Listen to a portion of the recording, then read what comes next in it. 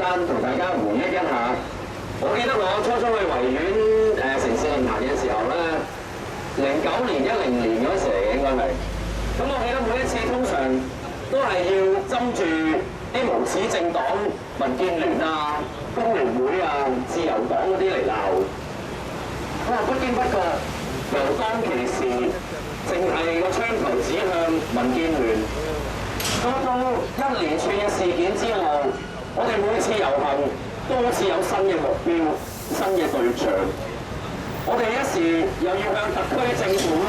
向真正嘅地產霸權同埋呢個尊貴嘅政權宣戰，跟住接二連三嘅又有譬如出賣民主派好友嘅政黨，嗰啲投共嘅議員，哇！諗翻起過去呢2年，香港尤其是喺政治上個政壇嘅變化，的而且確係前所未有咁巨大。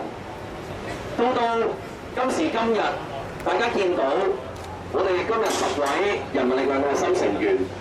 嚟到北角警署呢度要被檢控。係好明顯係一個政治嘅檢控嘅時候，大家可以想象下香港喺過去呢2年成個社會生態嗰個急劇惡化嘅程度同埋個速度係非常之嚴重。我尤其是覺得喺民主黨前年依家轉眼間已經2010年嘅時候，出賣盟友，放棄香港人嘅權益，走去中聯辦同共產黨密室談判，導致到香港人唔單止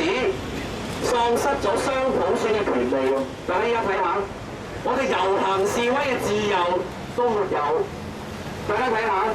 我哋上街去反惡法，叫林瑞麟下台嘅自由都冇啦。我哋做完呢啲合法嘅抗爭之後，